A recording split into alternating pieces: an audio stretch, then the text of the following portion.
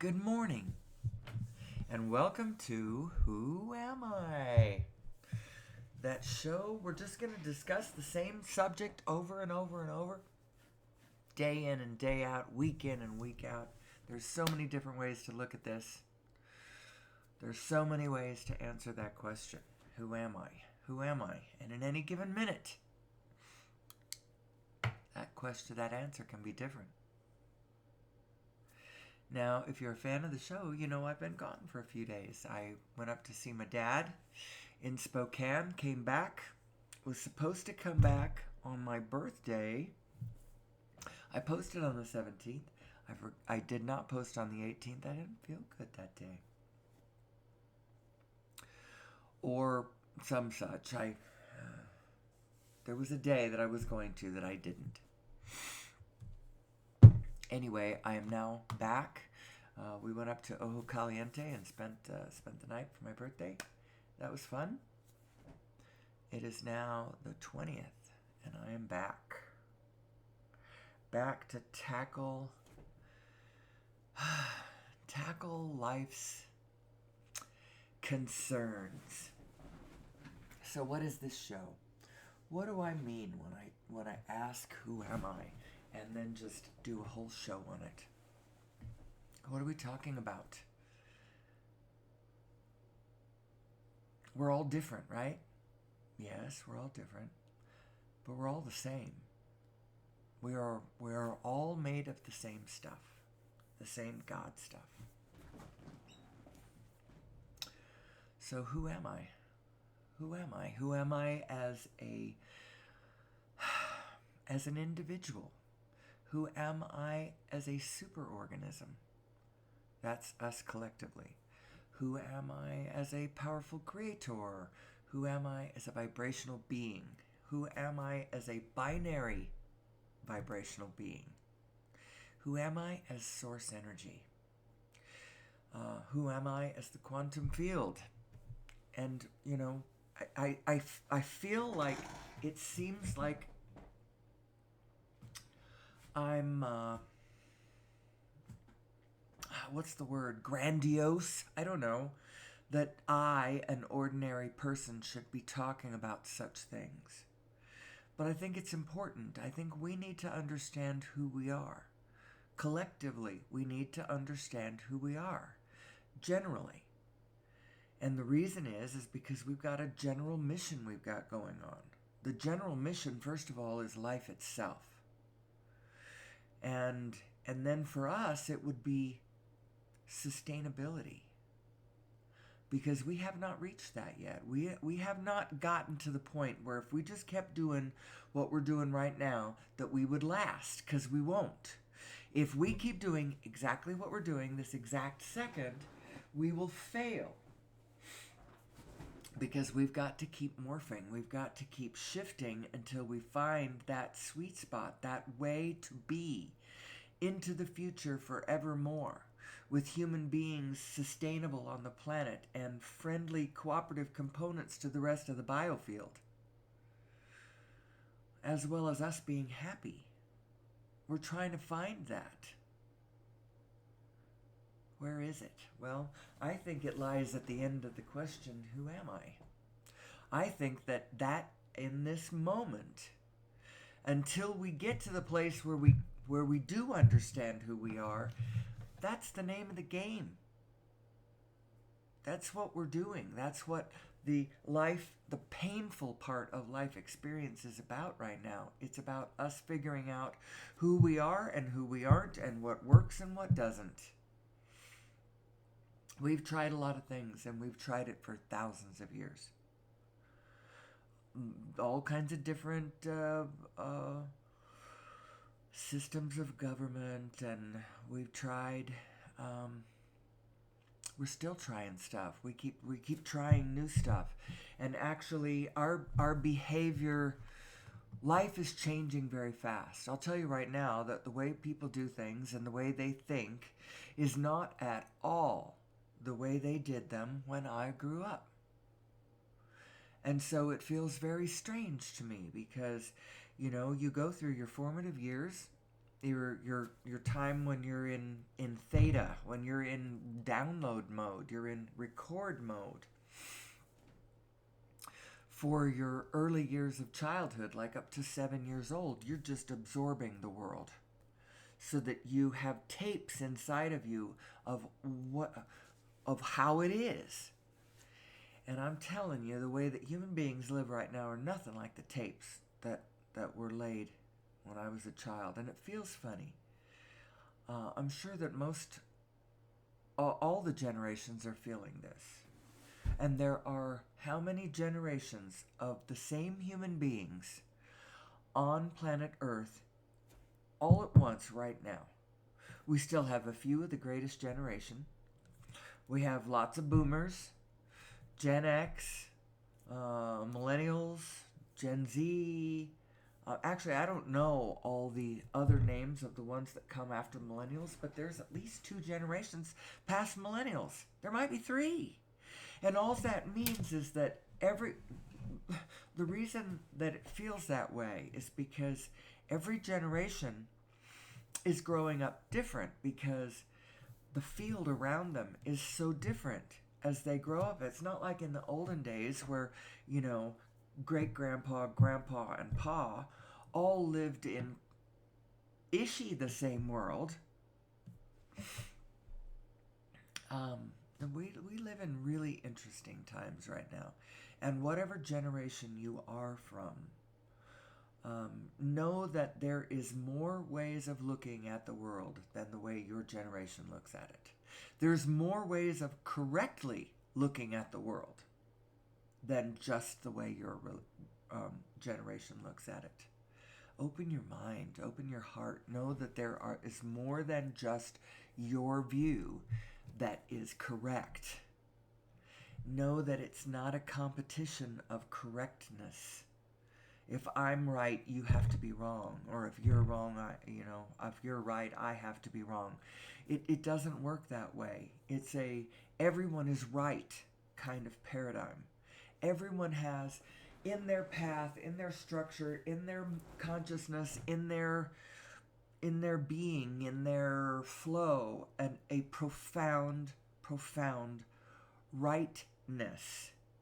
It is not correct to go find your incorrectness without knowing profoundly where your correctness is, because you'll just negate yourself and then you'll feel like disappearing. And we can't have you disappear. Everyone needs to wake up to themselves. Wake up to yourself. We are so cool, and this situation is so cool. Now, I know it also sucks. Everything is true, it is wonderful, and it does suck. But if I go too far down that road, then everything I say really has no meaning at all. So we're going to try to dial into something here. I have reasons for my madness. I have reasons why I want to pass on this little piece of information. It's just a little piece of information, and it's not even necessarily originally from me. But I know that the way I have come to it, the way I have packaged it, the way I have distilled it in my own little way, I know that I have made it my own. And I would like to transfer this tiny little piece of information to humanity, and then they just go off and do their own thing. I'm not trying to tell anybody what to do. I just want to help us understand who we are, how we are, and how our biotechnology works. You are living in a suit of biotechnology. You can think of it that way. Most people don't, but for today's purposes, we're going to think about it this way. You are driving a suit of biotechnology. Now, one of the reasons it's helpful to look at it that way is that just caused you to separate from your body and go, oh, I own my body, I live in my body, I am driving my body, but I am not my body. So that's an interesting thing to do. That's helpful right away to have you do that. Because you are not your body. You are in your body. You have come into your body. You have coalesced this body. You have created this body. In a way, you are your body, but you are actually the Planck field that your body is composed of. That's a better way to look at who you are. That way you don't get stuck in an identification with your physical body. Even though your physical body is you, it's something you've chosen, it's something you've created, it's something that you can create more of. And that starts to shift the way you identify yourself. Who am I? Who am I? Who am I? That is the show. That is the show. And I have a thesis about it, who am I as source energy? And it will get us two things. This understanding will get us farther down the road to where human beings want to go. I know where we want to go. I know where we want to go in general terms. How we translate that, how we translate those general terms into physical specifics, well, time's going to reveal that. But I know what we want. We want freedom. We want abundance. We want relationship. We want satisfying activity. We want feelings of connection and meaning. We want fun. We want joy. We want sustainability. We can get a little more specific. We like independence. We enjoy moving around the planet and visiting one another, tasting each other's food and seeing how the other people live. We love doing that. We like to visit each other's national parks and restaurants and sail on each other's neighboring seas and such. That's fun. We find that fun. Those are all the things we want in general terms. We want to be able to live peacefully with one another, both peacefully within our own government system. So here at home, I want to be peace at home, so that the police aren't beating us to shit, and we aren't standing in bread lines, for days at a time to get food just to survive. We don't want that.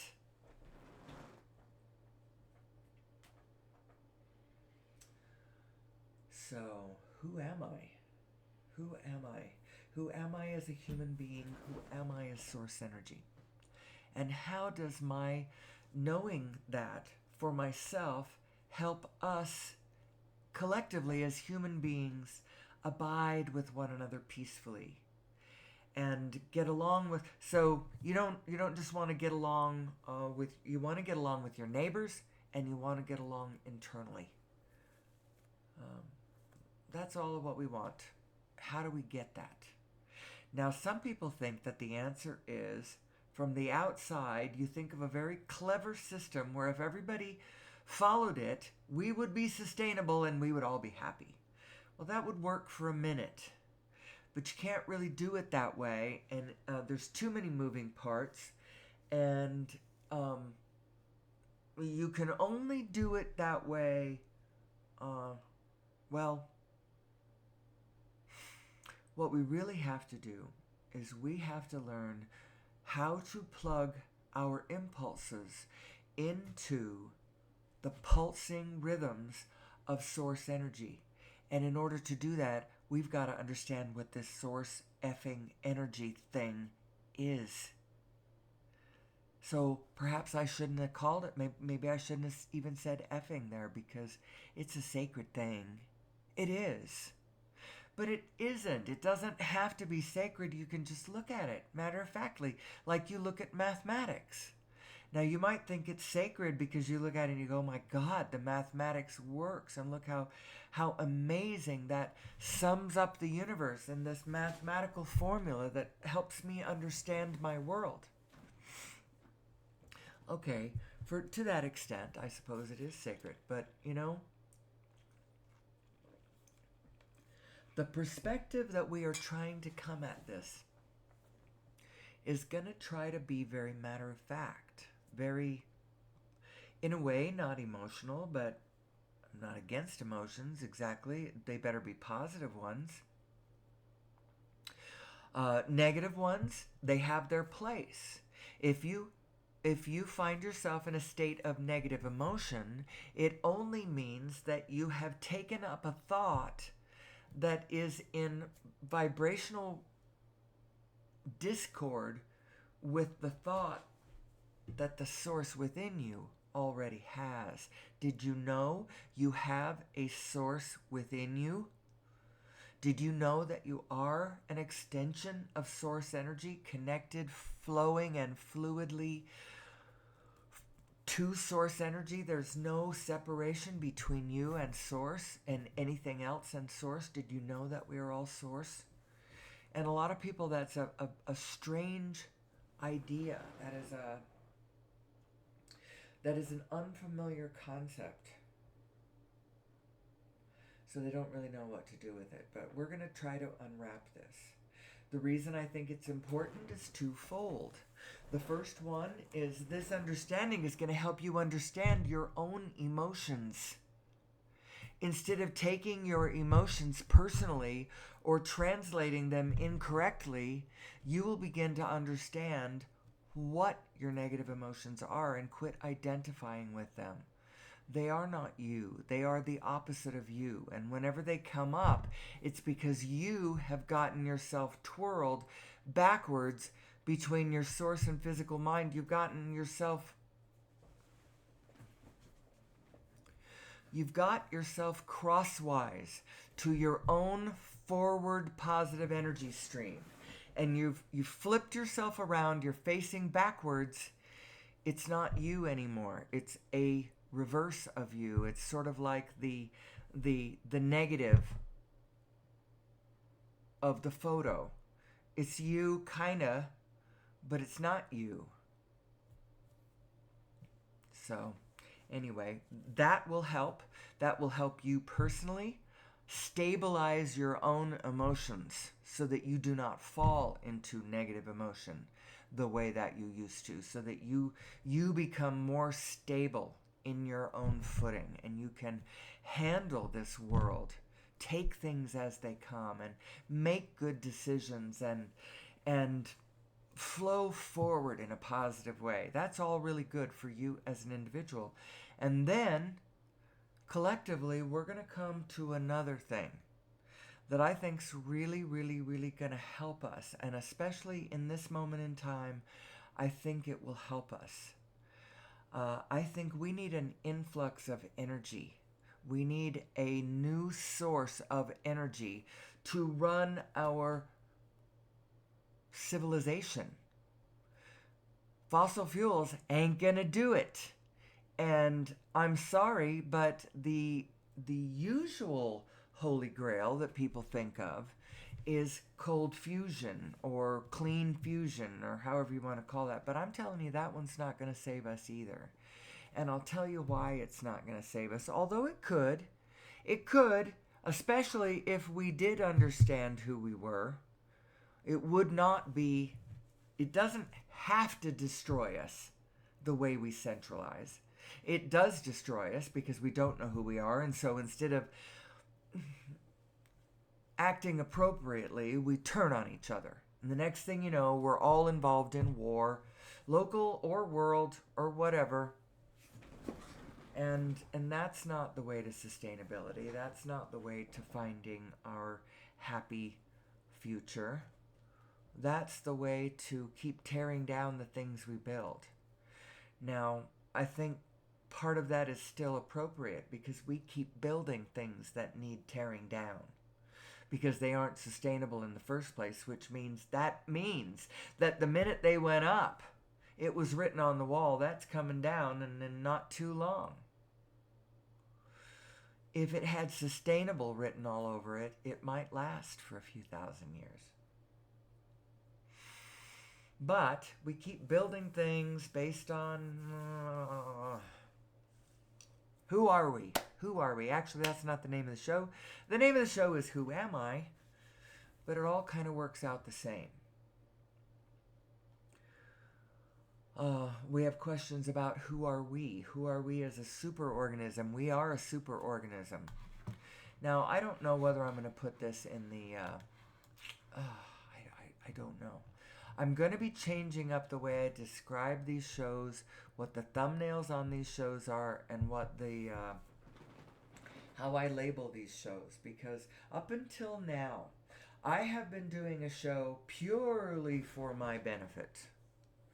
Purely for my benefit. I have been working on my presentation. I have this idea that if people would understand what they are looking at, two things would happen. They'd get more peaceful and start cooperating more playfully, more kindly, more joyfully with their neighbors, you know. They'd be more forgiving and loving and kind and eager and interested and playful and joyful and all of the things that if we were more of that, we would create better lives for ourselves and others. Our architecture would be better, our ideas would be better, everything would be better if we were coming from our real self. And our real self is pure positive. It's playful, it's joyful, it's loving, it's kind. That's who we really are. And so if that's the truth, if that's who we really are, what the F are we doing being what we're being? Well, the reason we're doing it is because we don't know who we are. We think that we are material and that we see good stuff and then we're happy, and then we see bad stuff and we go dark, and that's all appropriate, and it kind of is, but that dark self that we go when we see things that we don't like, that's not who we are. That's just us registering for a moment, I don't like that. That's different from, and now it's making me dark forevermore. We are positive beings, and we need to find our way back to our positivity if we are ever going to find our way out of our wilderness. What is this wilderness I talk of? I'm happy enough. Well, be that as it may, collectively, we have still not found our way to sustainability. We are not in a sustainable place, and we're not taking care of all human beings. It's still a meritocracy in the sense that you have to prove that you're even worthy to be here in order to, have a place to stay or food to eat. And, while a little tiny bit of that, snap out of it roughness is appropriate. It is okay. You snap out of it, everybody. You can take care of yourself. We should be kinder about this. And if we understood that we are all in this together, and I don't mean just all human beings, all of biology is all in this together, and we can think our way forwards in a sustainable way. We can, while not aborting children because nobody wants them and we don't have systems to take care of them, and women are feeling frightened and desperate and incapable of raising children by themselves or whatever, and so they're having abortions, and other people are freaking out about that because they can sense that is a red flag. It's a red flag. It's not, that abortion in and of itself is wicked or not wicked or good or bad or anything like that. No moral judgment there, but when you know that a whole lot of it is happening, you start wondering whether or not people are being supported in their lives. Why don't they feel comfortable to raise children? We've got to raise children. We love children. Children are the future. Without raising children, human beings are no more. And so,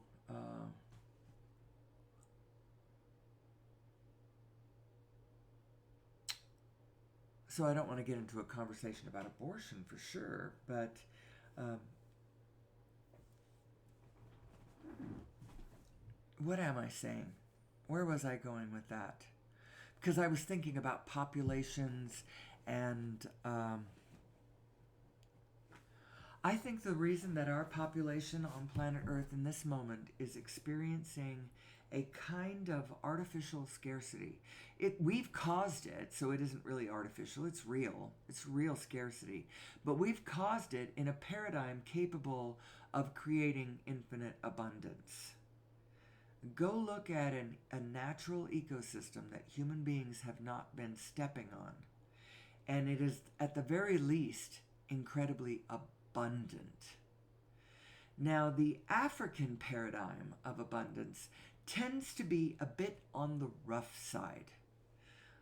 As someone pointed out to me not that long ago, the behavior of meerkats can be somewhat callous, as can a lot of what happens in Africa tends to be a little on the rougher side. It's not as gentle as some ecosystems. But at the very least, natural ecosystems they tend to be abundant at the very least. Whether they're kind or not, they are abundant. And those systems in Africa are abundant, richly abundant, whether or not you think they're a little harsh. The African version does tend to have a bit of metal in it. We lived in Africa for a couple of years, and everything from the African killer bees to the untamable African elephant to the seeming harshness of some of the customs of even human beings there. Africa has a kind of temper all its own. But you can't deny that there is abundance there. The natural ecosystems following source impulses are natural abundance creators. So what's the difference with humanity? Well, actually we have quite a bit of abundance around us too. But some of it is out of alignment abundance. It's like an abundance of thneeds instead of an abundance of truffula trees. And the thneeds don't grow.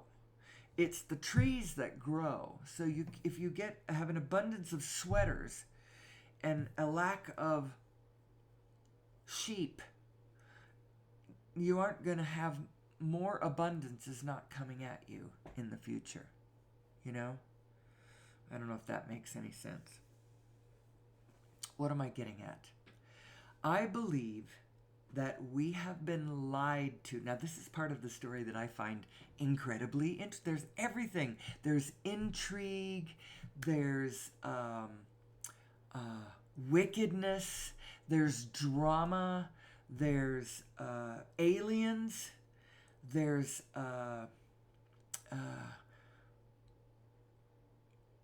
the intrigue that I'm talking about has to do with the fact that we have been lied to for over 100 years. We think we are our government, but our government has places in it that indeed it is hiding darkness. And it might be that the deep staters, the ones who are over there screaming about the deep state, and they're mistrustful of every single thing that the government does because they have this deep state, and they're all distrustful of everything from the Forest Service to school systems to the FBI to the Department of Justice to but are they? I don't know. I think there is something to mistrust here. I think we do have black ops arms of our own national government. We absolutely do. I also believe that these very secret arms of our own government know things already about this physical universe that we don't know. And I think it's high time that we do know these things. But I also think that some of this stuff that I'm talking about, this leveling up in our consciousness, this higher understanding of who we are, and how this field that we are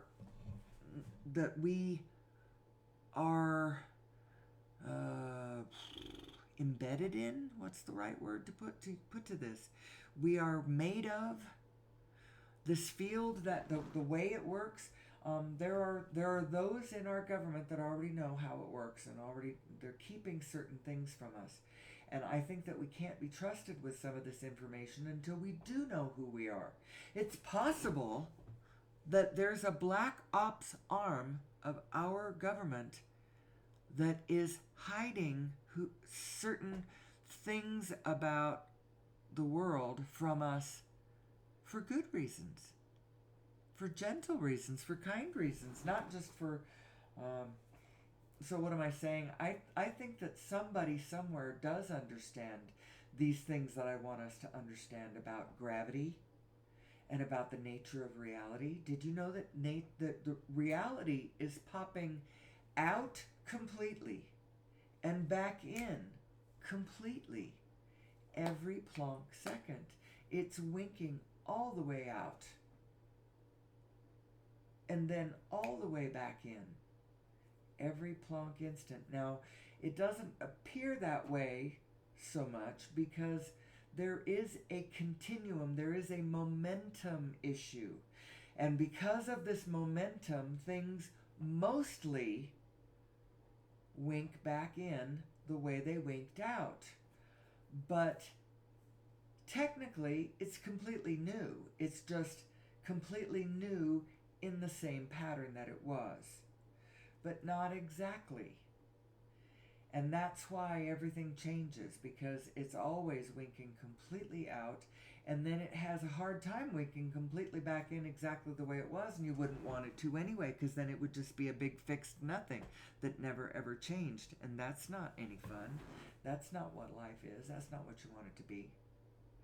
So I've gotten sort of ahead of myself and beside myself, and, you know, without describing what I'm really talking about. What we've been lied to about is that there is such a thing as over-unity devices, and they have been invented. Over the last century, there have been plenty of them. I need to probably go watch the movie again so that I can give you a kind of a guesstimation. Do I think it's dozens? I think any number of these could have really added a lot of energy to our energy system. We need more energy to run our technologies. Did you know that we have invented all the technology that we need to solve all of the major problems that we have on planet Earth right now? But we don't have the energy to run them. We can desalinate ocean water. We could bloom the deserts. We could bring water wherever it isn't. Every coastline could be blooming with unlimited quantities of fresh, clean water. But it takes a lot of energy to run desalination machines, and some people can do it and other people can't.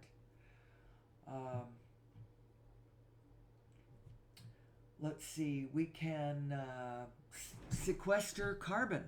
So we really wouldn't have to worry about carbon.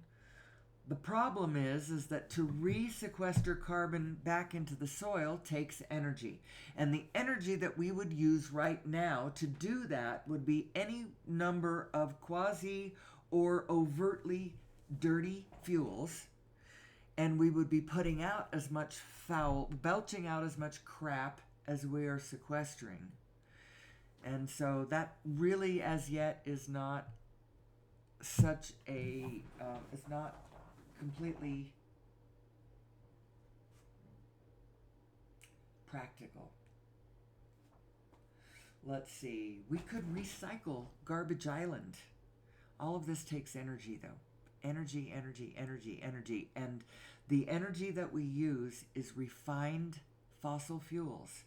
And it is just not practical anymore. Now, we have been told for 100 years that that's what we had to do. And we have been led in our thinking more and more. At first, we were open to all kinds of things, and people invented all kinds of things. I don't know, might be less now because people have been convinced that it's not possible. But actually, I don't know what the state of the current the current state of geniuses thinking up clever ideas and trying to go to the patent office to get them approved so that they can make their $1 billion on our current economic marketplace. Well, that's not going to happen. And it's crazy inventor syndrome that gets people imagining that that's going to happen. But let's start with this. Over Unity devices are possible. I'm telling you, they're possible. And you say, what the hell is an over Unity device? And I say, it's one that puts out more energy than it takes to run the damn thing. Very clever devices. They run in different ways. There's different kinds of ideas that people have had that would have changed the game, that would have at least put a massive influx of energy into the system, and that's what we need. People need energy. They need energy at their fingertips so that they can go off and do their own thing, and they don't have to link into corrupt systems or buy into crap that they don't believe in order to survive. You don't have to buy into crap that you don't believe in. Let's say, for instance, you had the ability to go off into the woods or into the jungle or into the islands or off up by yourself, somewhere off into the mountains with your own little piece of energy technology that would give you the energy to do what you needed to do to survive. Maybe you have an extended family that's going to all play different parts of this. Right now, you have to plug into the mainstream of the human organism in order to get your share of fossil fuels or technology or the supply stream of all kinds of technology, from cell phones to iPads and television sets and, all of that kind of stuff. You have to monetize. And then you take that energy ticket, your monetization, and you can buy stuff on the human supply chain. You can buy, I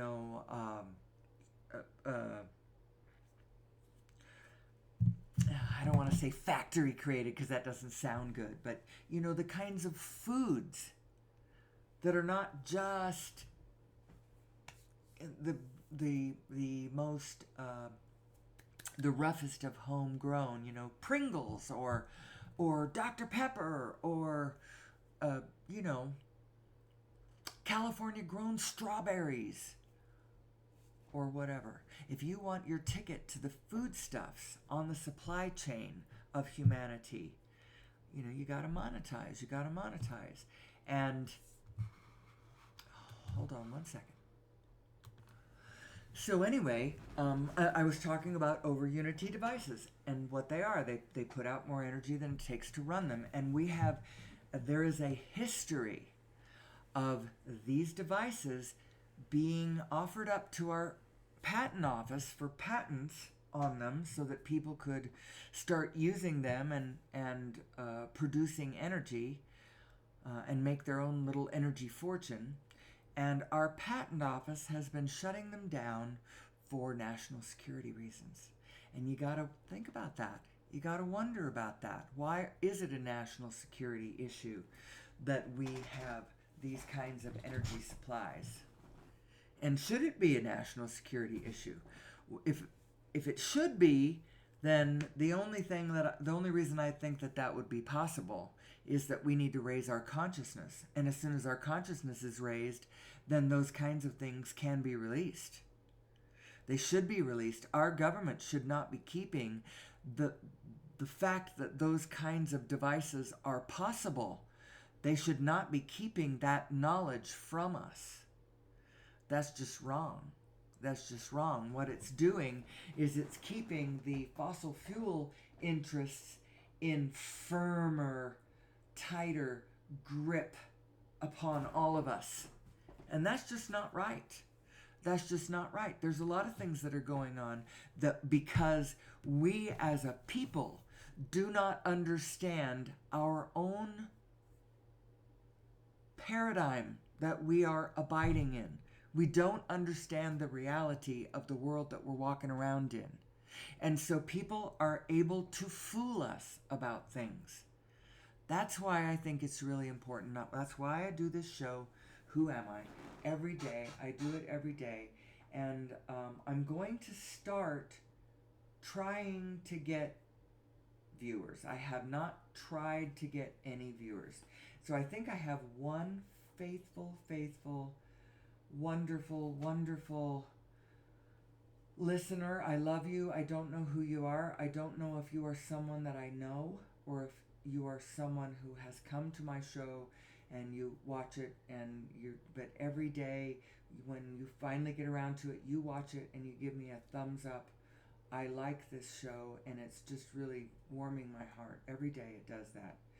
But for the first time, I think I am going to, shortly, it won't be tomorrow, because I need help with the technology of this, but I'm going to start getting somebody to help me actually try to get viewers. Do something with my search engine optimization, the way I describe my video, the way I'm going to start doing that. So it's very possible I might get more than the one fan I think I've got. And if you are my one fan, you might be happy to see me hit a bigger audience. Anyway, over Unity devices. I'm sorry, I keep pausing, and then if too long goes by, then I don't know exactly where I was when I paused. I know I was talking about, I'm going to try to get more viewers, and if you're my one fan, I hope you like that. There will be more than just you in the room at some point. We do have this history of over Unity devices that have been taken from us.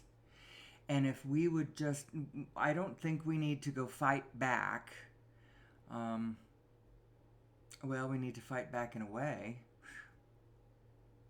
but it isn't going to be pushing back directly. I think what we do is, first of all, we just know who we are, and we know what's possible. And we know now that it isn't necessary that fossil fuel is our only choice.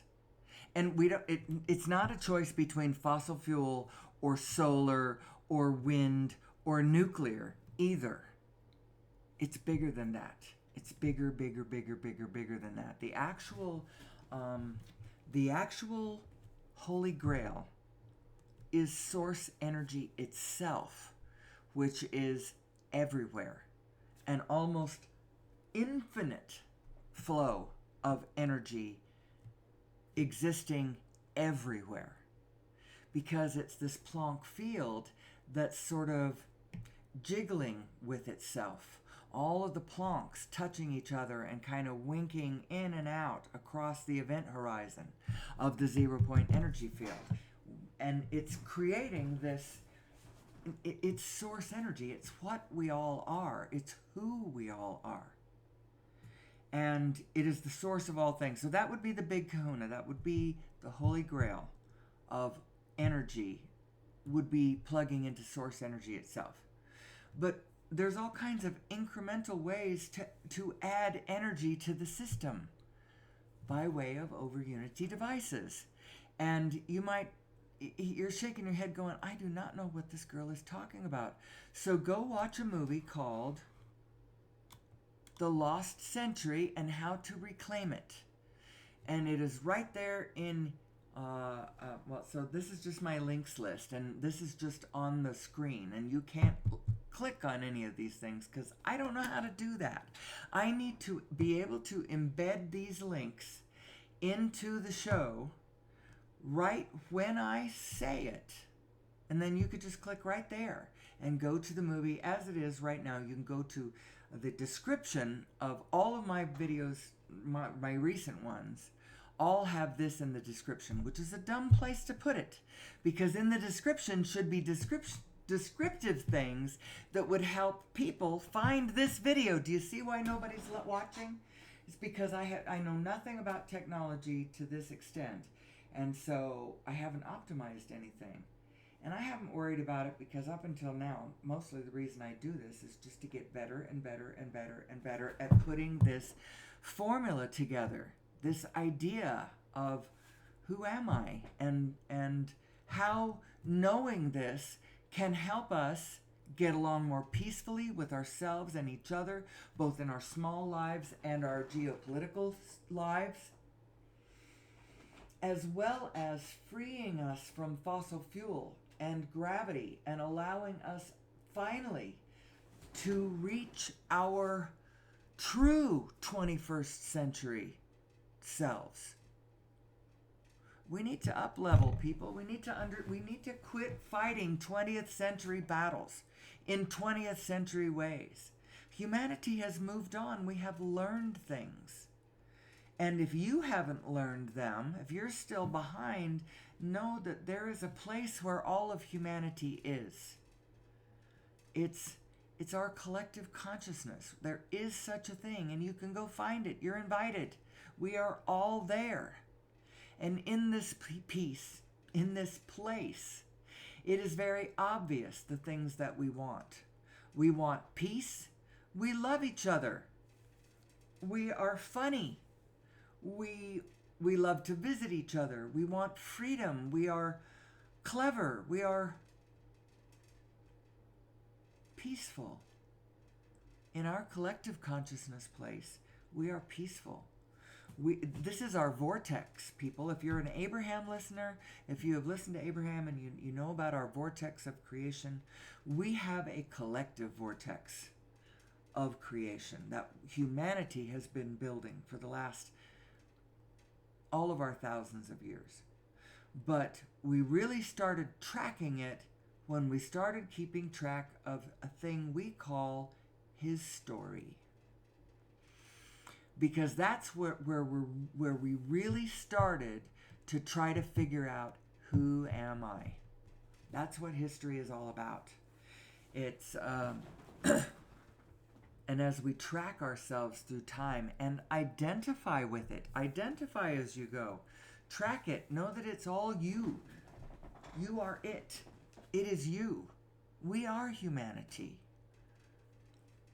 Anyway, so The Lost Century and How to Reclaim It, that's a video about over Unity devices and their brutal suppression over the last 100 years in the name of national security. It's to protect hundreds of trillions of dollars of combined economic activity based on fossil fuel use and the people who control that kind of power, that kind of energy. That's what that's all about. And all we have to do is raise our consciousness and we are on to the next level. So make it a point to yourself. Go raise your own consciousness about that. There's no reason why we're on fossil fuels. Anyway, the next thing, the origin of mass and nature of gravity. That's the video describing the paper, which I also have the link to the paper. And then we have Quantum Revolution, Nassim Haramein's 12-episode series over on Gaia. Although this link here is to the first episode of that 12-episode series, and that's on YouTube. So it's free. Just click on that. And then The Connected Universe, that's narrated by Patrick Stewart. That one was made in 2016. And it explains the mathematical paper that Nassim published in 2012 that explains mathematically how the quantum world relates to the cosmological world. Mathematically, how they. Now, you've got to figure out yourself what that means to you. Because when you look at how they link mathematically, you go, wow, that's funny. That's weird. I wonder what that implies about the nature of reality. Because it does imply quite a bit about its connected nature and all that. So the connected universe, then living in the future's past. That's a movie narrated by, what's his face? Jeff Bridges. And that's not really, it's not exactly my whole thesis, but it does point to us as a superorganism. You may not realize that we are a superorganism, that you are a cell in the organism of humanity with a capital H, or mankind as a capital M. And we really are a superorganism. But let's not be a Borg, okay? Let's be a true biological being with, able to take appropriate impulses from source, Who am I? It's a good damn question is what it is. Anyway, all of those are, or most all of those are YouTube. The paper isn't a YouTube thing. That's the paper is at the bottom. The actual paper, if you want to look at the actual paper, that's not the paper that he published in 2012. That's a paper that he published last year in September on the origin of mass and the nature of gravity. And this tells us where mass comes from, where reality comes from, where the physical universe, how it is coming into being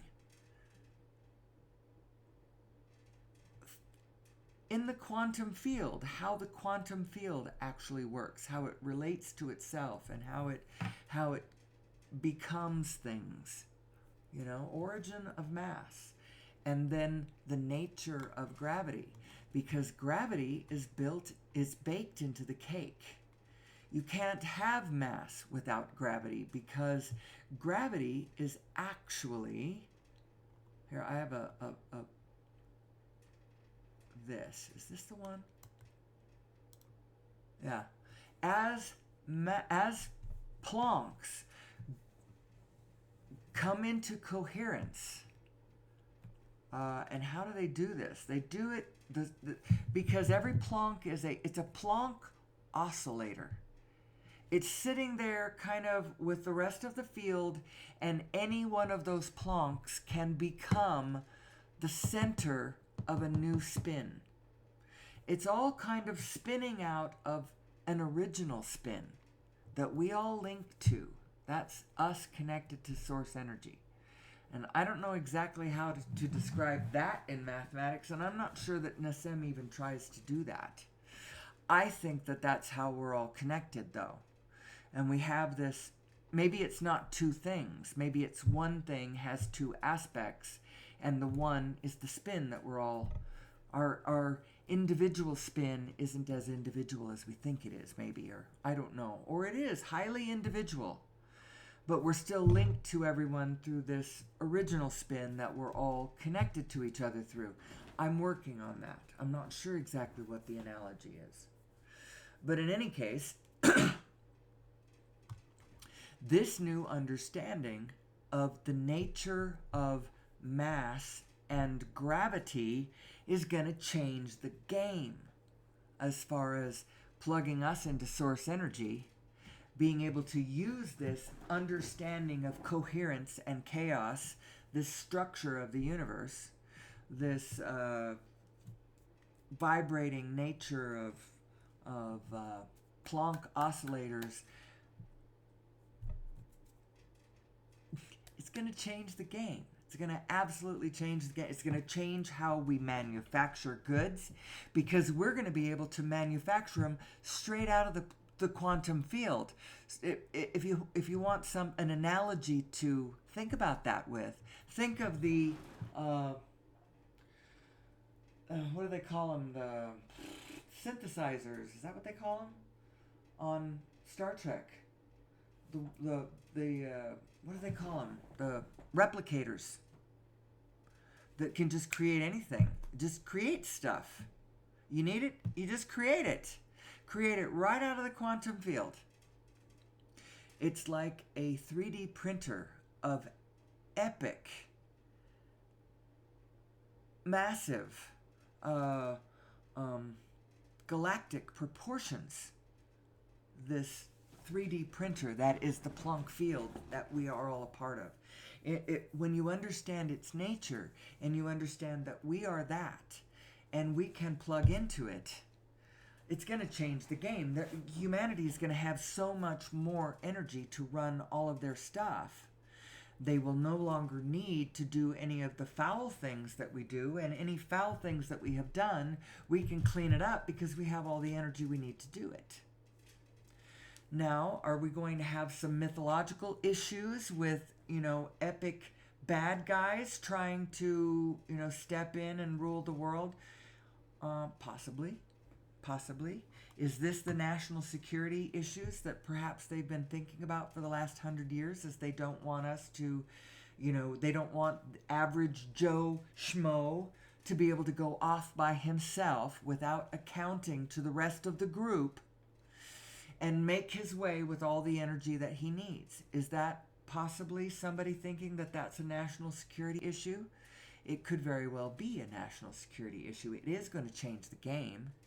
We can't stop this forever and ever. It has to come through. People have to understand that unlimited free clean energy for anybody who wants it is theoretically possible. And we've got to get ready for that future. Because that's gonna be a thing that's gonna solve all kinds of problems and create a whole new batch of them. It's gonna open up a whole new can of worms. And as a matter of fact, conquering gravity is gonna do the same thing. We're gonna find ourselves in a position where we no longer have to slather the earth with concrete and asphalt, but at the same time, the raising our vehicles off the surface of the planet, allowing us to go anywhere, and now fences don't matter. That's going to open up a whole nother can of worms, isn't it? You can see it, you can imagine it. But what choice do we have? Because right now, our activities are causing the 6th mass extinction of planet Earth. 5 other times on Earth's history have massive biological die-outs happened. Massive loss of biological diversity happened, where 90% of the planet's biology died off. And it's happening again, this for the 6th time. Only this time, it's happening because of human beings' behavior. Chopping down the rainforest and drilling in the Arctic and oil spilling in the Gulf and, the habitat degradation and it's being caused by human behavior. Before, it might have been caused by an asteroid hitting the Earth or massive volcanoes spewing debris into the atmosphere, causing nuclear winter or things like that. This one is on us. Now, you may disagree that global warming is being caused by human beings. I'll tell you what, it is at least being exacerbated by it. And our ability to effectively effectively and reflexively respond to the crisis of global warming, our ability to respond to it effectively, that's being compromised by our activity. So our behavior is causing the sixth mass extinction, and it is, if not causing global warming, it is exacerbating it. So why do I say that? Because Greg Braden tells us that we actually are in a pattern at the moment on planet Earth. We are experiencing a cyclical warming event that doesn't have anything to do with human behavior. However, the burning of fossil fuels and the degradation of the planet and the destruction of biosphere and ecosystems, habitat and all that kind of stuff, all of that is affecting our ability to respond properly to this. And instead of responding properly and effectively, we're adding to the problem by continuing to burn fossil fuels. We need to stop it. We need to knock it off, and we need to knock it off yesterday. And I think that human beings need to know that we don't have to do this. It is not mandatory that we stay on fossil fuels. We've just been kind of gently guided that way by everyone. Up and down the system of the fossil fuels, which is now deeply embedded with our own government systems, because that's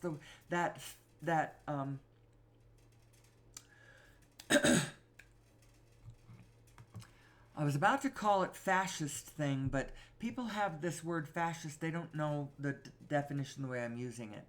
What fascism actually is, without judgment or emotions, because you could go fascist Hitler, and now you're frightened, and your hackles are up, and your emotions have been ignited, and that's not exactly. I just want to talk about a definition of systems of enterprise starting to combine and flow with and be supported by and being underpinned by and connected to systems of government. It's government and industry getting in bed together. That's kind of a negative way of saying it, and actually it isn't a good thing, especially if the systems of enterprise are not sustainable. If we could make it to sustainable, then if the whole thing kind of wired into a wholeness with us, that wouldn't be so bad. We don't have to separate church and state, and we don't have to separate business and government if we're in alignment. If we're fully in alignment and fully sustainable, and everybody's happy and flowing and doing what they want to do, and in their individual selves, they are making their own choices and calling their own way in the system, and it's all put together in a sustainable way. If that was where we were, then you wouldn't worry so much about separating all of the things. But we're not there yet. And so, but the systems have a natural tendency to start to line up with one another. And that's, I'm going to call it fascism, because the dictionary definition before it got changed, and you don't see it so much this way anymore. Tom Hartman points it out, where you used to be able to find this definition of fascism in old dictionaries. And it's fascism is, the definition of fascism is, I should go find the exact definition. Well, I couldn't find it, and I'm sorry. I don't want to waste any more time on that. Let's see. Where are we in our discussion? Over-unity devices are possible. We are extensions of source energy. What is the meaning of our negative emotions? All of that. I think I've sort of gotten myself a little bit gobbed up here. So I'm going to regroup. I'm going to circle back around and ask the question again. Who am I? Who am I? Where did I come from? Where am I going? How did I get here? How do we reach sustainability? Who are we? How does my biotechnology function? What is this Planck field that I am a part of? How does that work? What is this divine matrix that I am inextricably a part of? How does that work? All of those questions. I see that I have kept this particular picture up. I do have more. These are all screenshots I took from that 37-minute video that describes the mathematical paper that Nassim published last February. It wasn't just him. It was two more people are on that paper. Cyprian Hermonprez. I have no idea how you pronounce your name. I know I just brutalized that name. I don't know how you pronounce it, but you can see it here. I've put the screenshot up of the original, The Origin of Mass and Nature of Gravity paper, what it looks like. And you could even use the information that you can see from this screen to go find this yourself. Although I did put it on the on my links list that I showed you here, the links list. I'll be working on this. I would like to work on a little bit better technology for my show coming up, because I would like to have a few more viewers. I think this is important information, and I would like to be not only the only one who's putting it out exactly this way. Now, as this links list would imply, I didn't come up with this information right out of the blue. You know, I'm putting together other people's work. So, anyway, here we are back to the screenshot captures from that 37-minute, very intensive. If you're a mathematician or a physicist, please go look at this paper. And if you're not, well, go look at this paper anyway, because it's very impressive. The mathematics of it is very impressive. And it really is possible for a layman to have a general understanding of the shape of the universe. What they're trying to tell you, how this universe relates to itself, is really quite interesting. It implies exactly, so it's all black holes. A black hole is almost, you could almost imagine it like a fractal integer iteration of the wholeness of the universe.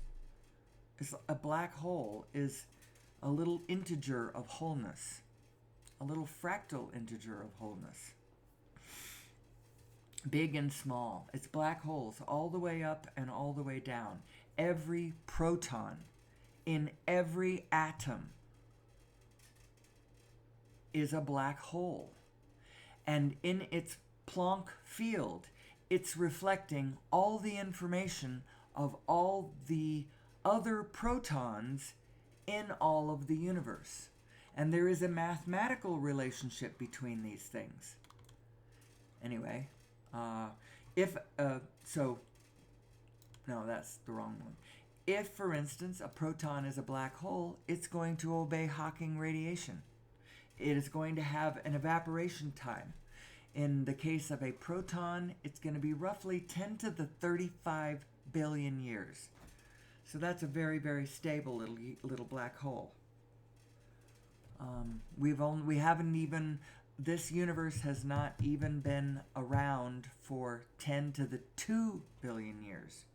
10 to the 3 is 1,000 billion, 10 to the 4 is 10,000 billion. You get the idea. 10 to the 35 is a long time. I screenshot captured all of these things from the paper. All of this stuff is in there, and more, because it goes on for 37 minutes of these kind of diagrams and describing it. Very interesting.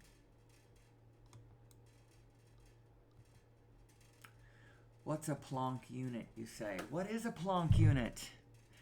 Well, It's the ether that the universe is made of, first of all. Know that these Plancks are Planck oscillators, and they are everywhere. They are solid everywhere.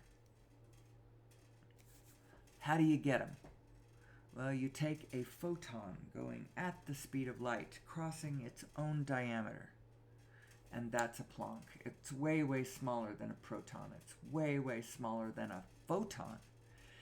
It's the tiniest, shortest, imaginable wavelength, frequency wavelength in this universe density. It is the shortest one that you can have. You can't have a shorter one than that, and everything is made of these. And when they spin together, they create coherent forms that we call matter. Anyway, why do I talk about these things? Because it's important. I spend most of my time not really thinking about the mathematics of it, and not really thinking about the bit about the getting off fossil fuels and stuff. That seems a bit remote to me from my position in this moment. So what I think about mostly in this Who Am I topic has to do with things I barely talked about this morning. I talked about it a lot in the last episode, and I promised I would talk more about the math of it in the next one, and that's kind of what I'm doing.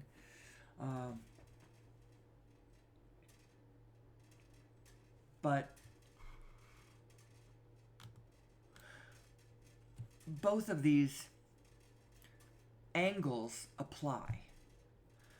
From my own point of view, the reason I think this mathematics is so important, why I think it's so important to know that the universe is holographic, for instance, is because I'm trying to solidify my faith in my inner being, for instance. How could I have an aspect of myself that is in touch with all things? Well, if the universe is holographic, then I understand exactly how that happens, because all of the information is everywhere. So my inner being doesn't have to go anywhere in order to be connected to all things. See how that works? And my faith is just made so strong by all of this, because it's like, well, mathematically, I can see why God exists. I can understand how I am part of this whole magnificent thing. I am made of Plancks, by the way. So the way I have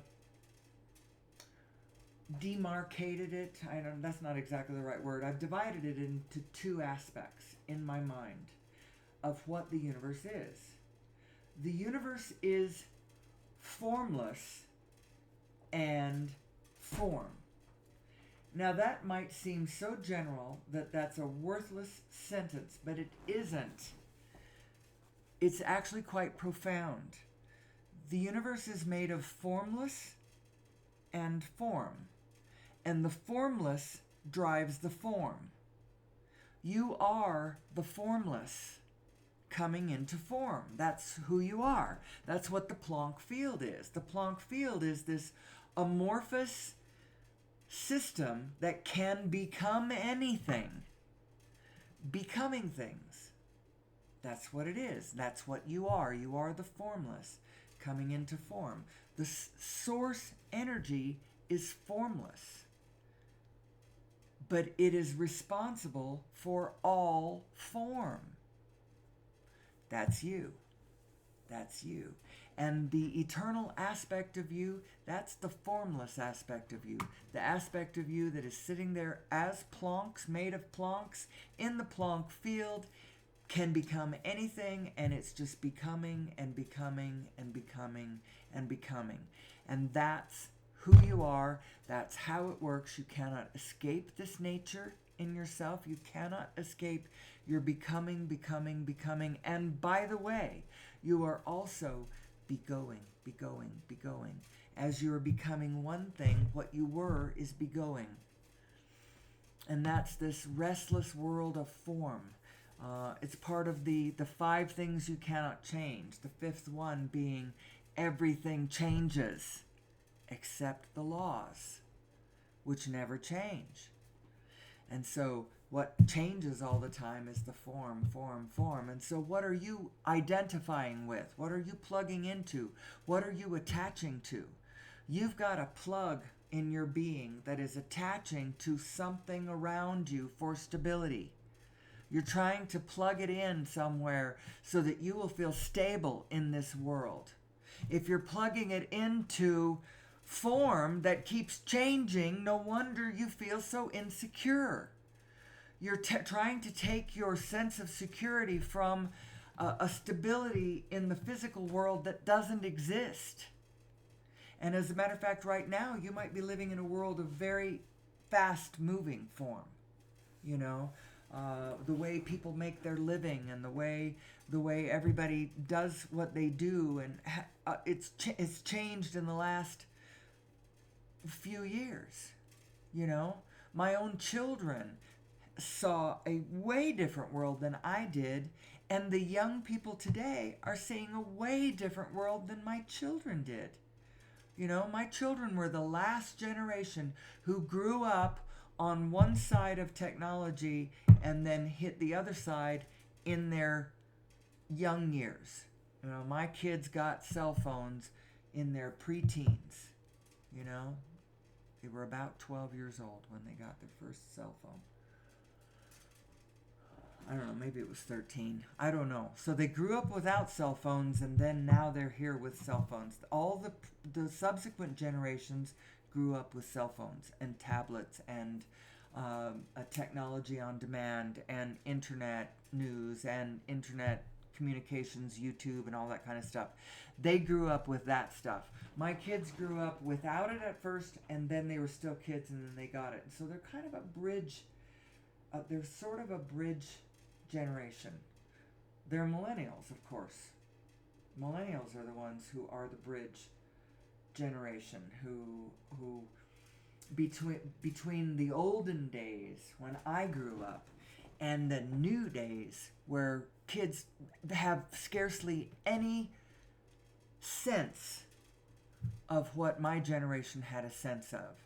You know, history and the feelings of history and where we have come from, what we have been up to, who we are.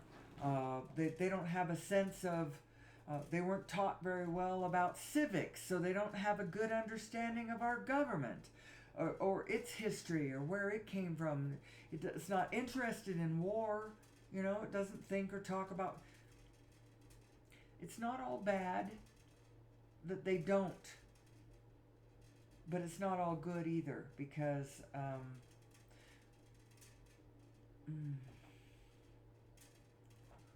there is value in us doing our history. We are trying to understand who we are.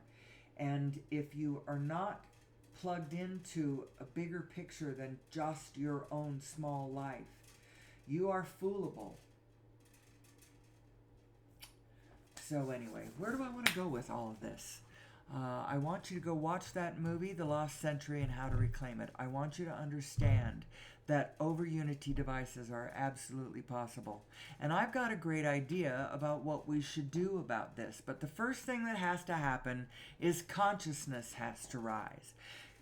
Americans have to understand that over-unity devices are possible. And they've got to get their imaginations in there just a little tiny bit in order to understand how deeply this will change the game. How profoundly this will change the game. And it's going to do it, it'll do it slowly enough, I think. It will just start injecting energy into the system. And with this new energy, we will be enlivened. We're going to be able to get rid of world poverty. We're going to be able to recreate abundance on planet Earth. There is all kinds of beautiful, wonderful things as we regreen our planet. It's our burning of fossil fuel that is really choking the life out of us. We've got to stop doing it. We absolutely can. That's the first message of hope I've got.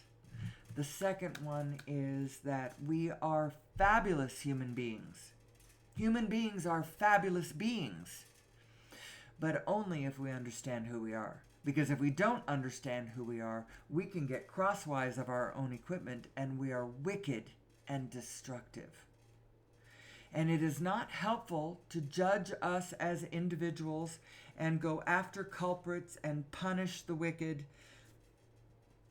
I mean, you could say that it has served us to a point in identifying the issue.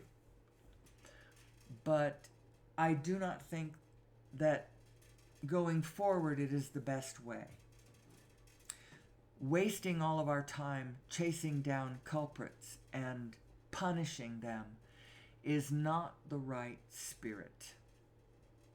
I understand the impulse, and natural consequences have ensued.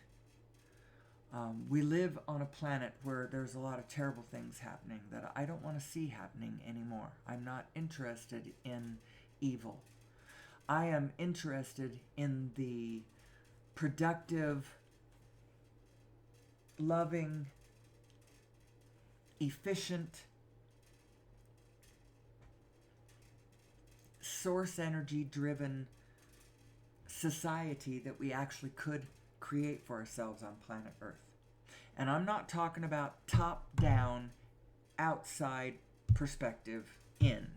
That's not what I'm talking about. I'm talking bottom up, from each individual coming to this from their own direction, from their own path, from their own way. I'm not talking about a sweeping law that we pass from the outside that we have to make sure everybody follows. We're talking about showing people how to plug into source energy so that you can appropriately take your positive impulses in order to find your best life, your best self, your best way, your happily ever after, your dreams come true. Have your vortex of creation unfold for you so that you get what your true self really wants. That's actually what we're looking for. It's what your true self wants that is in harmony with what all other selves want, what all other true selves want. That's all good. That's all in alignment. It's our not true selves. It's ourselves with, from a crossed energy point of view. It's us flipped backwards. It's us in our negative self wanting things and taking impulses that is so destructive to planet Earth. That's what we got to get away from. So what are we going to do about it? Let's understand who we are. Let's understand who we are. Here's my neocortex diagram showing it's the basic physical setup of our physical mind. Your neocortex is our humanness. We didn't trade in all the earlier selves that we were when our human layer developed. We still have our lizard brain. We still have our mammalian brain. They are telling us and regulating real things in reality in the world around us. They are responsible for real functions that relate to us as real beings in the real world. Our mammalian brain is responsible for immediate responses that we're getting pinging from our environment. Threats to our babies or our territory or our being jealous or anxious about the state of our babies or our... That's what our mammalian brain is doing. Our neocortex is like our overview. It's like the brain that can see the other two and then respond from a wholeness, taking whole things into consideration and not necessarily knee-jerking in the moment. The mammalian and the lizard is more of a knee-jerk brain, or a just handling autonomic aspects of our... Anyway, why do I bring this up? I bring this up because a large portion of the volume of this neocortex comes from human chromosome number 2, which I believe, I'm not the only one who believes this, but I'm the only one who is standing on it and saying it this baldly, that I know of. Somebody else might be saying it, but that's not why I'm saying it. I'm not picking up somebody else's cry. Greg Braden says this rather coyly. I'm going to show you his slide. That neocortex diagram, that was his slide. You can see his little picture in the corner, upper corner. See that? He's got a funny expression on his face because I think that was moving when I screenshot this. And I caught him in a funny... Now this one is talking about human chromosome number 2, the second largest human chromosome. Approximately 8% of all the DNA in every cell comes from human chromosome number 2, and it's responsible for 76% of the volume of the neocortex.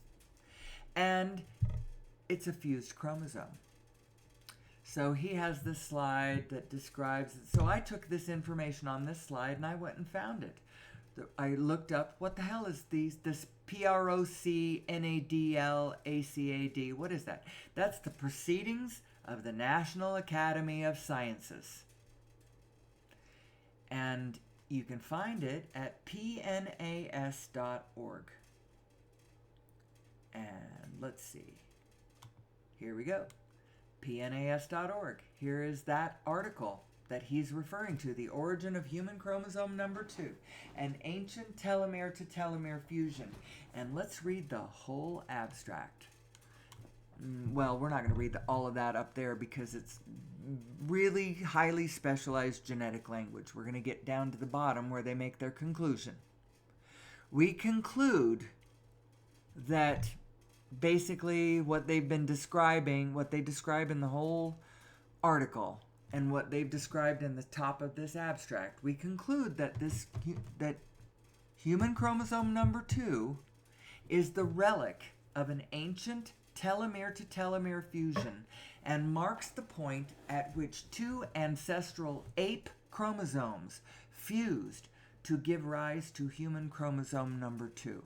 When you analyze the information on both sides of the telomere, you can see, oh, these were two full chromosomes.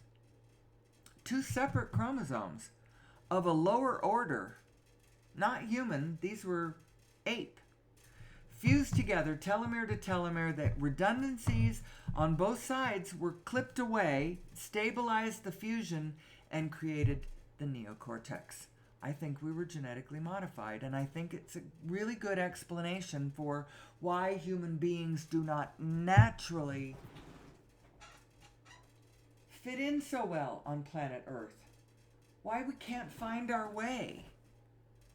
Why we don't know how to be on this planet. Because we have kind of a special configuration.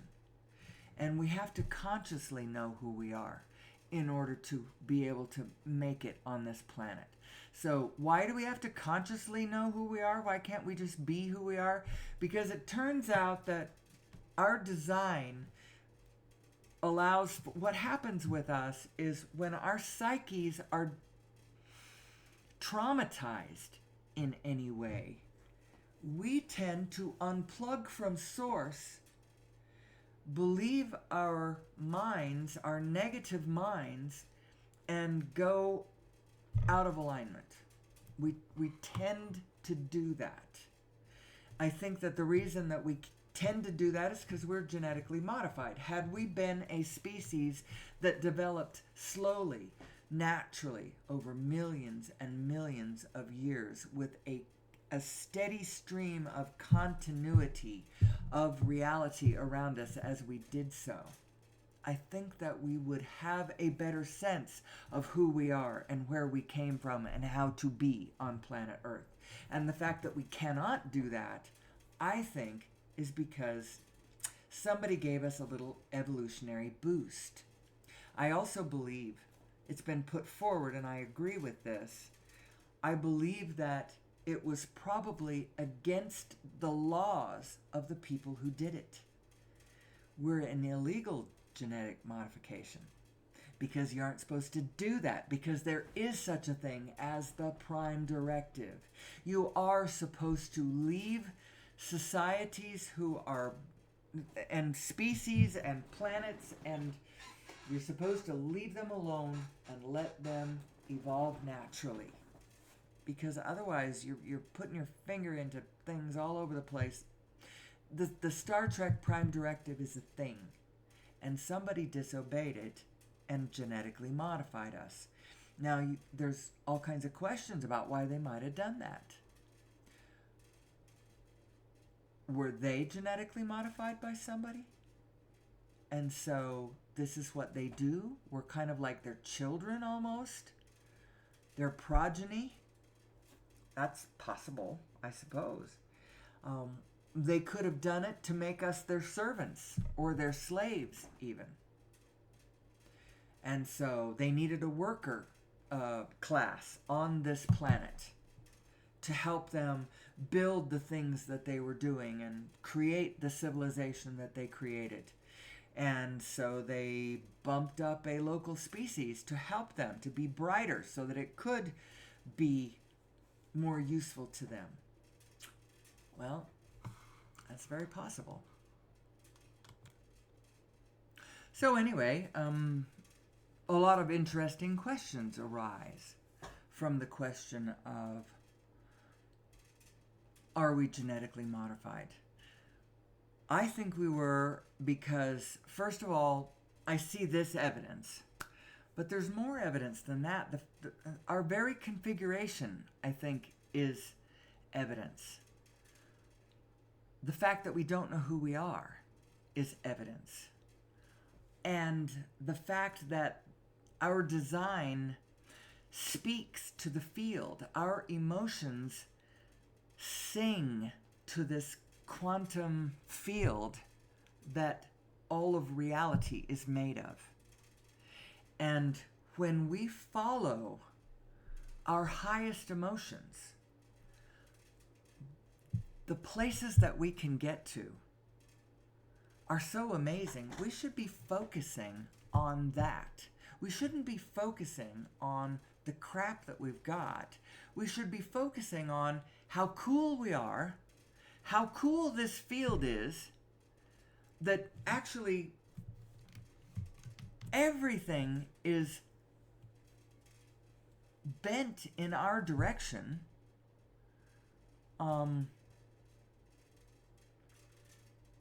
We just have to understand how it works so that we can lean that way.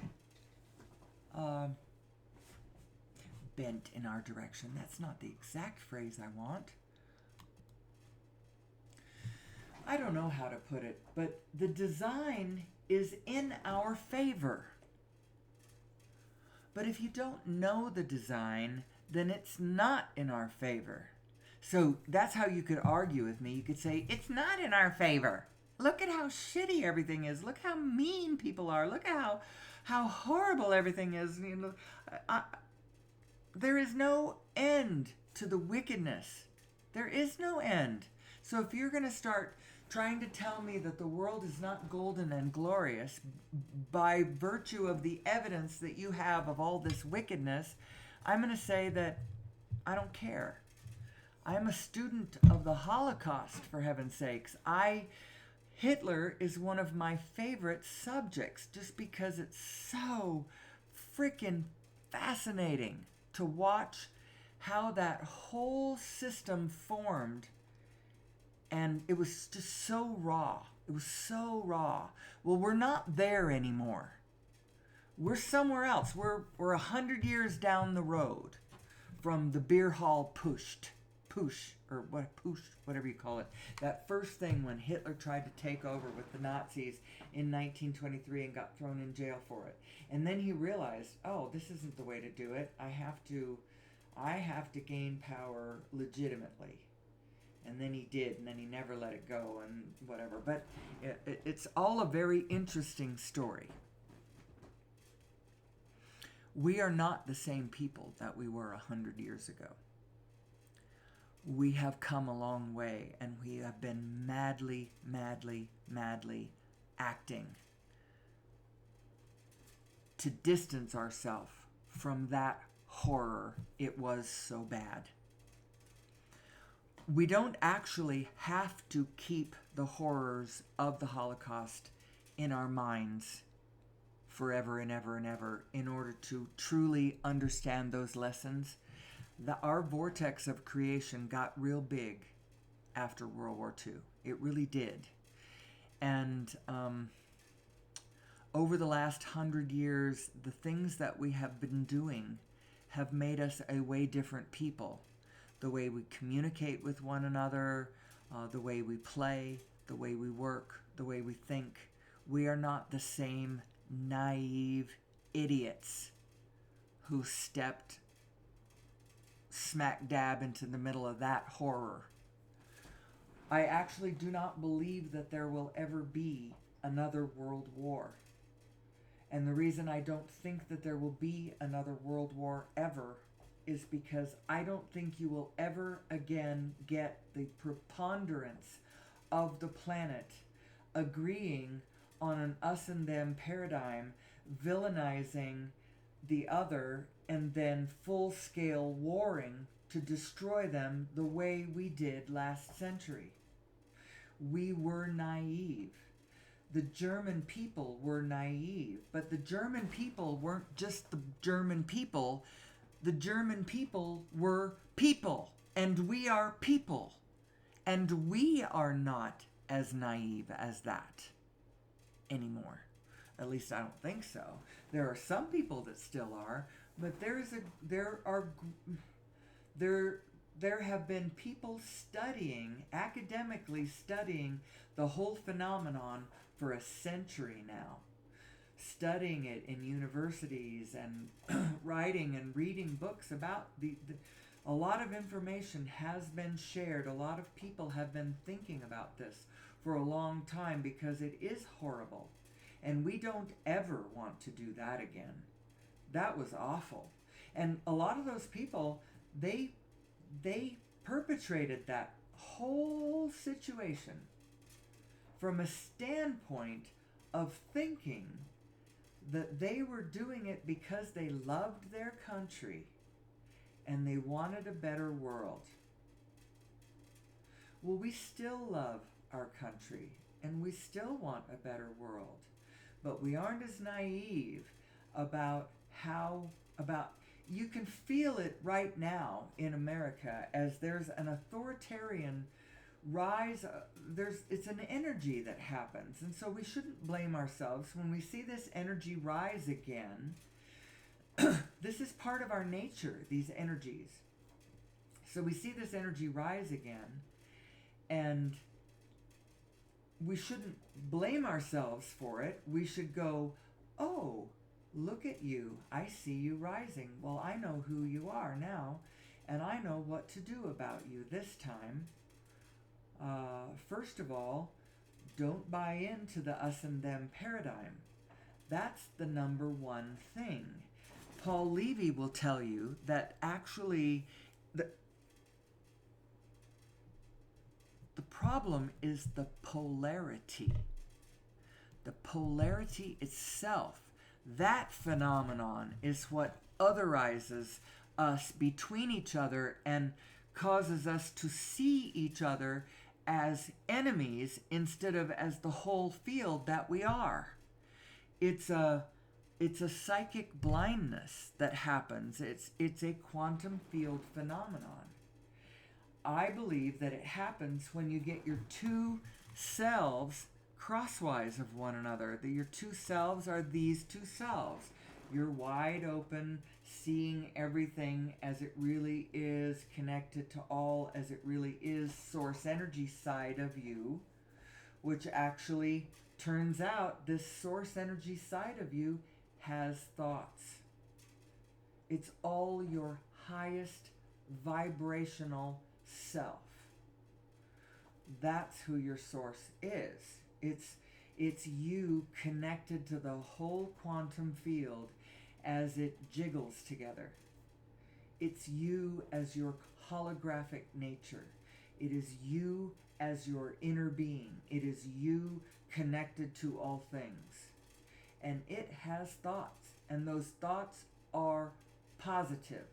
They are eager, interested, loving, kind, connected, knowing, source energy kinds of thoughts. It's the thoughts, it's the containment of thought that religions assign to a figure they call God, and they recognize it as all-knowing, all-loving, all goodness.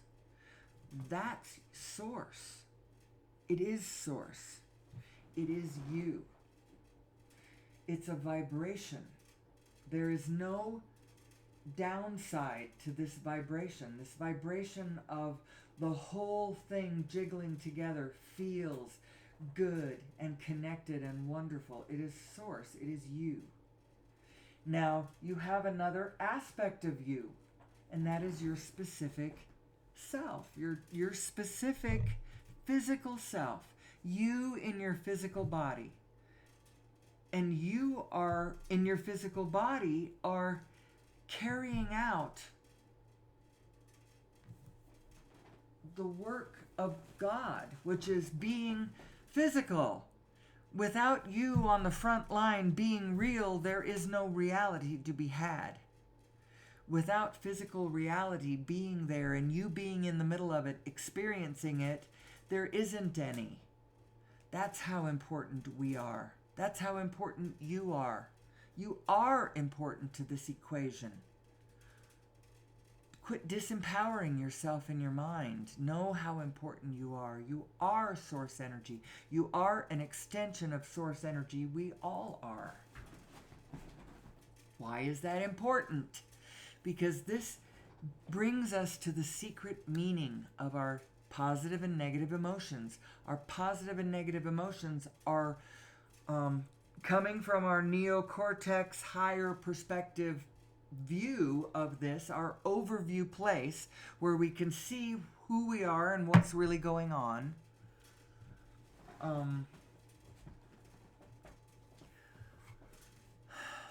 That aspect of us is who we really are. Actually, what am I saying about this? Our emotions. Okay, we have these two selves, and your source self knows what is really true. Your specific self is trying to figure out what's really true. Your source self knows what's really true because it's connected to the actual matter. Remember, origin of mass, nature of gravity, and all that, and how it's this Planck field that's... your source self knows what's really true. Your physical self is trying to figure it out. So be more humble. Be more humble. Your positive and negative emotions, think of it as this. It's your inner being giving you a warmer, colder signal to your thoughts. When you take a thought that feels like shit when you take it, it's because it is not resonating with what your inner being knows to be true about reality. It's not blending very well, and you're feeling discomfort because of that. The idea is you feel discomfort from that thought, withdraw that thought and try another one. And when you get another one and that feels better, then that better feeling is the universe saying, or your inner being saying, warmer, warmer, warmer. Until if you could get into a state of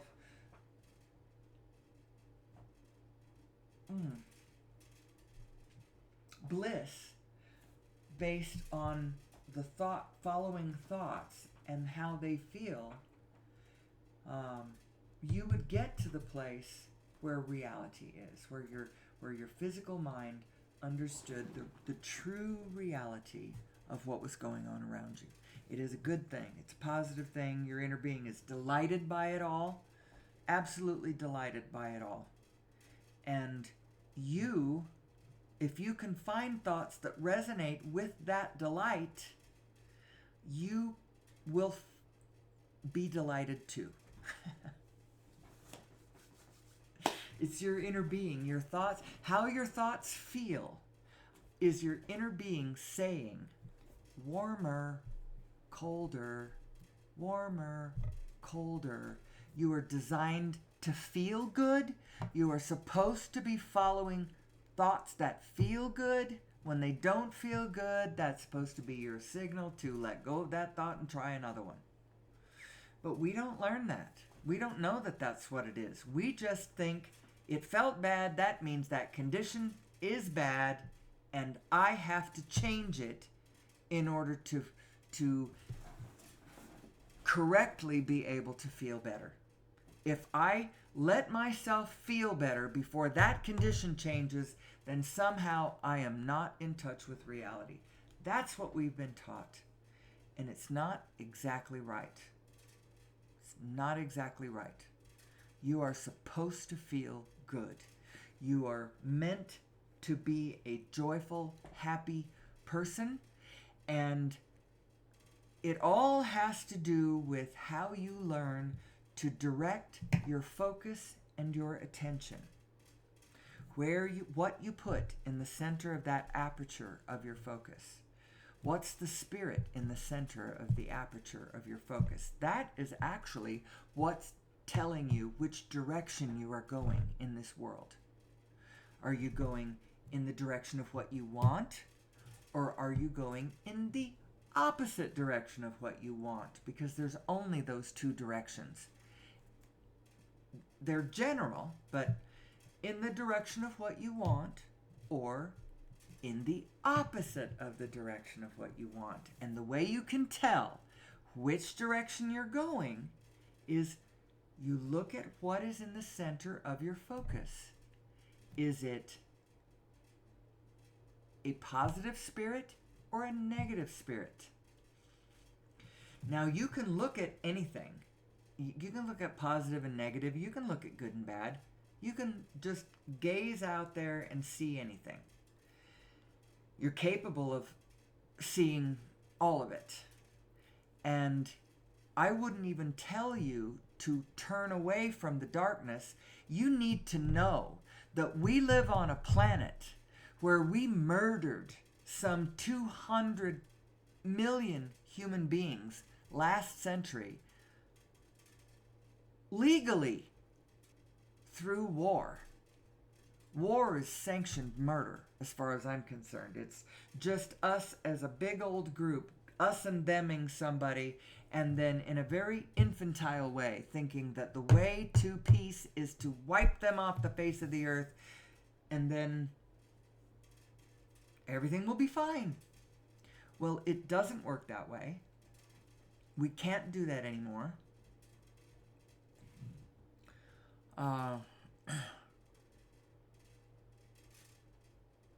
Who am I? Who am I? It's a good damn question. And it's a question that could be asked every single day. Every single day. And what direction am I going? Am I flying my starship in the direction of goodness and improvement and joy and love and coherence?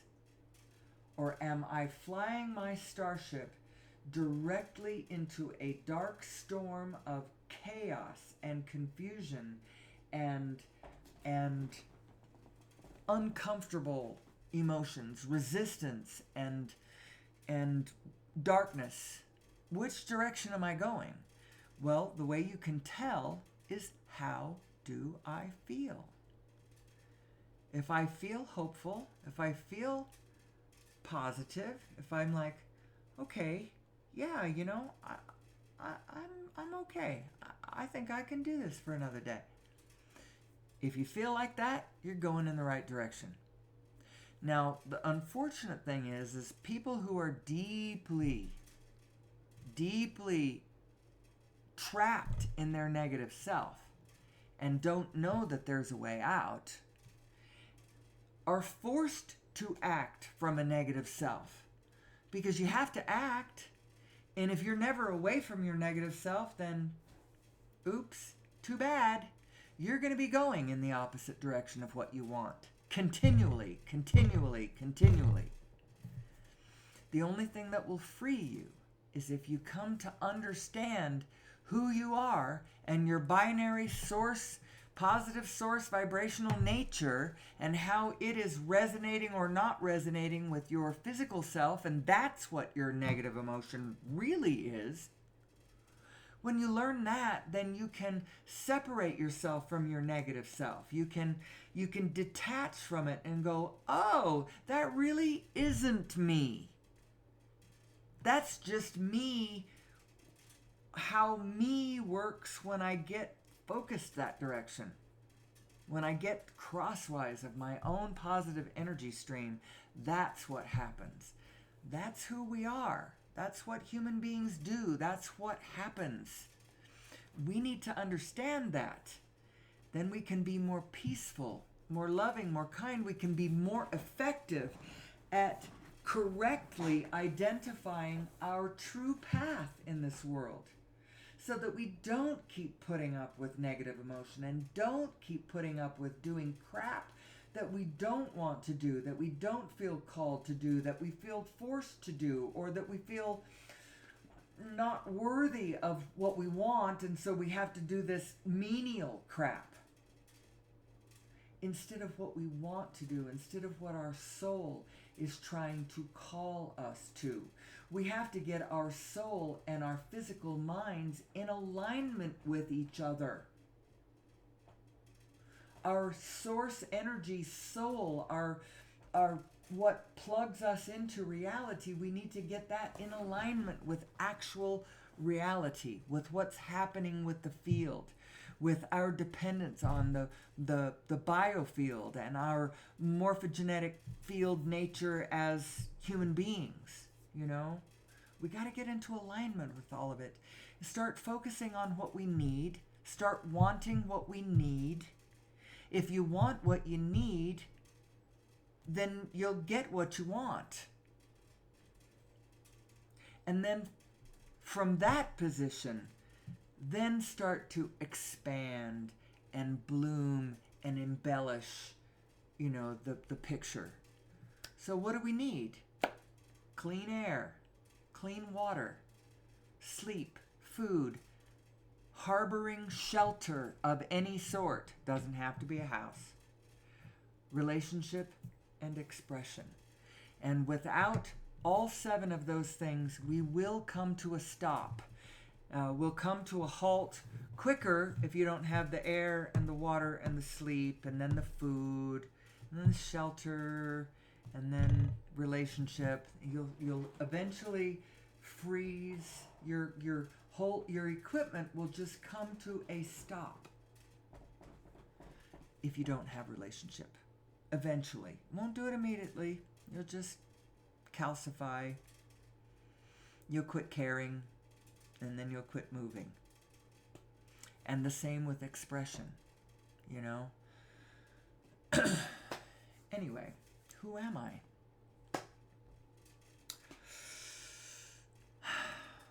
I think I've probably said it enough for today. I'm going to come back and try again tomorrow. My goal is always the same. I want us to understand who we are, so that we are less painful in our own skin, so that we are more peaceful with one another, so that we can become more sustainable on planet Earth. I want us to find more energy to run our society that's not fossil fuel. And this pipe dream of clean fusion or whatever, the problem with that is it still implies elitist power. Power if you happen to have that particular kind of very intensive infrastructure with all the wires and the roadways and the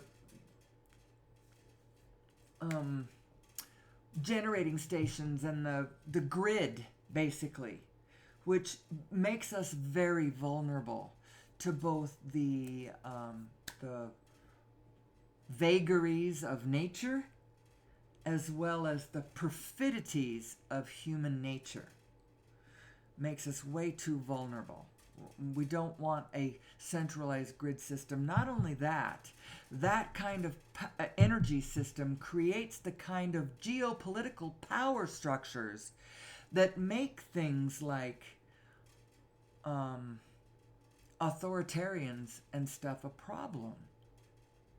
You know? We need to know who we are so that we are not susceptible to the authoritarian, so that we are not susceptible to the cult leader either. You know, my whole family's kind of been watching me for a while because they know what the topic is that I am so interested in. And they have probably a natural and justified concern about, they don't want me starting a cult, you know? They don't want me to become a cult leader and start my own little private Idaho over here and get off the rails and off the tracks myself. They like me the way I am, and they don't really want me to do that. And I don't want to do that, actually. My only aim is to pass on a tiny piece of information and then release everyone who gets this piece of information back into the wild to go do your own thing in your own way. Feel for yourself, your own thoughts, and follow your own bliss. Find your own vortex of creation that you have carved out for yourself. Let your inner being lead you to what you want. And if everyone would do that in clarity, in true, not twisted, taking our impulses not from a twisted way, not from crossed energy, but from clarity, if everyone would follow their own bliss, we would all line up. We would all organize in a beautiful and blessed, loving, adventurous, creative, harmonious, symphonic way.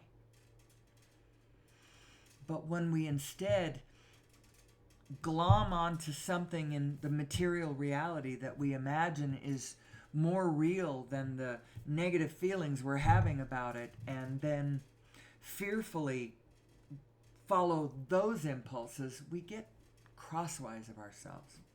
I see, alas, that I am getting very close to 2 hours, and I do not want this to go past 2 hours, so I have to say goodbye. But I'll be back. I'll be back tomorrow, and as a matter of fact, I'm not actually traveling for a while. Not even, I don't have any short travel plans, not even overnight. Not till August. August 24th is our anniversary. We're going to go down to Isleta and see the Gypsy Kings, woohoo, and spend the night so we don't have to drive home. That'll be fun. Until then, I think I'm going to be back every morning. So I'll be back tomorrow morning if you miss me. And if you're my one fan, I may be getting more people to join you in the room. I'm going to try to start getting the message out. I think I'm ready to be heard. I think I'm ready to be heard and not be foolish and mistakenly start my own cult. I think I can do this correctly. In any case, I love you. I hope to see you again tomorrow. I can hardly wait. I'm glad to be back. I wish you well. I bid you peace. Please wake up to the genius of your own inner being, your own system, your own setup. And until tomorrow, most especially, may the source ever and always be with you.